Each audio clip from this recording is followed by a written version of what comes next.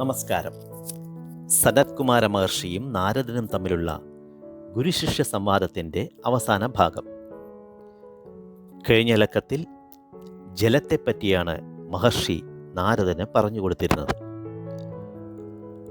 അതിൽ സന്തുഷ്ടനായ നാരദൻ ജലത്തിനേക്കാൾ വലുതെന്തെന്ന് സവിനയം ചോദിച്ചു. ശിഷ്യനിൽ പ്രീതനായ മഹർഷി പുഞ്ചിരിച്ച് തേജസ് എന്നരുൾ ചെയ്തു.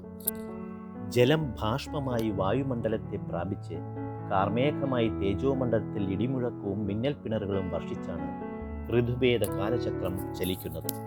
ഋതുഭേദ കാലചക്രത്തെ ആശ്രയിച്ചാണ് വൃക്ഷലതാദികളും ജീവജാലങ്ങളുടെയും ജനന മരണ കാലചക്രം ചലിക്കുന്നത്. ആ ദിവ്യ തേജസ്സിൽ നിന്ന് പ്രചോദനം സിദ്ധിച്ചാണ് സൗരയൂഥങ്ങളും ഗാലക്സികളും നിലനിൽക്കുന്നത്. തേജസ്സിനെ ബ്രഹ്മം എന്ന് അറിഞ്ഞ് ഉപവസിച്ചാൽ മനുഷ്യനിൽ അപൂർവ സിദ്ധികളും പരബ്രഹ്മം എന്നറിഞ്ഞ് ഉപവസിച്ചാൽ അത്യപൂർവ സിദ്ധികളും ആവിർഭവിക്കും.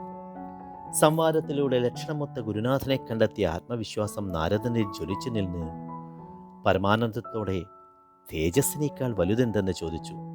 മഹർഷി പുഞ്ചിരിച്ച് ആകാശം എന്നരുൾ ചെയ്തു. സൗരയൂഥങ്ങൾക്കും ഗാലക്സികൾക്കും ശൂന്യാകാശത്തിനും അതിൽ ഉപരി വല്ലതുമുണ്ടെങ്കിൽ അതിലും ഇരിപ്പിടം പ്രദാനം ചെയ്യുന്ന മഹാത്മാവാണ് ആകാശം.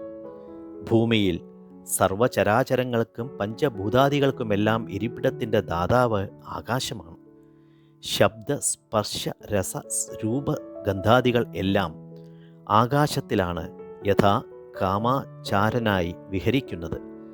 ആകാശത്തെയും ബ്രഹ്മമായും പരബ്രഹ്മമായും ഉപവസിക്കാം. ശ്രേഷ്ഠവും വിശിഷ്ടവുമായ അനുഭവമണ്ഡലത്തെ പ്രാപിക്കാം എന്ന് മഹർഷി നാരദനെ ബോധ്യപ്പെടുത്തി.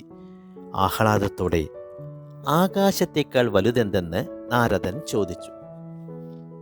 മഹർഷി പുഞ്ചിരിച്ച് സ്മരണ എന്നരുൾ ചെയ്തു.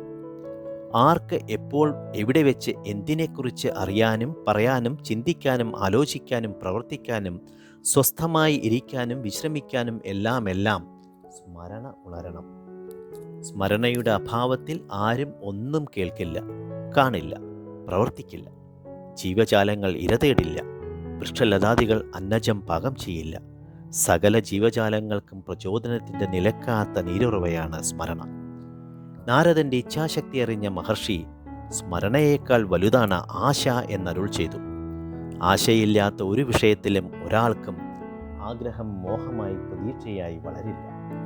അനന്തരഫലം സഫലതയും വിഫലതയുമില്ലാത്ത ശൂന്യതയാണ്. ജീവിത വിജയം പരിപൂർണമാകുന്നത് സ്മരണ സ്മൃതിമണ്ഡലമായി പരിണമിച്ച വളരെ കുറച്ചു മനുഷ്യർക്ക് മാത്രമാണ്. ജീവിത പരാജയവും മനസ്സ് മനോമണ്ഡലമായി പരിണമിച്ചാൽ പരിപൂർണമാകും. ആശ, ആഗ്രഹം, മോഹം, പ്രതീക്ഷ എന്നിവയ്ക്ക് ഒന്നിനും പ്രാണൻ ഉപേക്ഷിച്ച ശരീരത്തിൽ നിലനിൽപ്പില്ല. അതിനാൽ ആശയേക്കാൾ വലുതാണ് പ്രാണൻ. രഥചക്രത്തിൻ്റെ നാഭിയിലെ അമരക്കാലിന് തുല്യമാണ് അവന്. അവൻ്റെ പ്രാണനിൽ ഇച്ഛാശക്തി പ്രതിഷ്ഠിതമാണ്. ആ ഇച്ഛാശക്തിയിലാണ് ജ്ഞാനശക്തി ഉടലെടുക്കുന്നത്. ആ ജ്ഞാനശക്തിയിൽ നിന്നാണ് ക്രിയാശക്തി ആവിർഭവിക്കുന്നത്.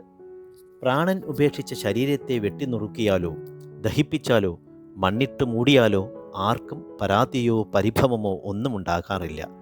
വ്യത്യസ്ത സംസ്കാരവും ആചാരമര്യാദകളും എന്ന് അനുഗ്രഹിക്കും. പുത്രാദികളെ ധിക്കരിച്ചാൽ പരജനം ക്ഷോഭിക്കും, ദേഷിക്കും, പരിഹസിക്കും, നിന്ദിക്കും. പല രൂപത്തിലും ഭാവത്തിലും പ്രകൃതത്തിലും പ്രതികരിച്ച് കൊണ്ടേയിരിക്കും. ഗ്രന്ഥങ്ങളിൽ അക്ഷരരൂപത്തിൽ ഗുരുനാഥന്മാർ സുലഭമാണ്. സനത്കുമാര മഹർഷിയുടെ തുല്യം ലക്ഷണമൊത്ത ഗുരുനാഥനെ കണ്ടെത്താൻ താല്പര്യമുള്ളവർക്ക് ഈ കഥ പ്രചോദനമായി തീരട്ടെ. ഗുരുശിഷ്യ സംവാദം ഇഷ്ടപ്പെട്ടവർ സപ്പോർട്ട് ചെയ്യാൻ ലൈക്ക് ചെയ്യുക, ഷെയർ ചെയ്യുക, സബ്സ്ക്രൈബ് ചെയ്യുക. നന്ദി, നമസ്കാരം.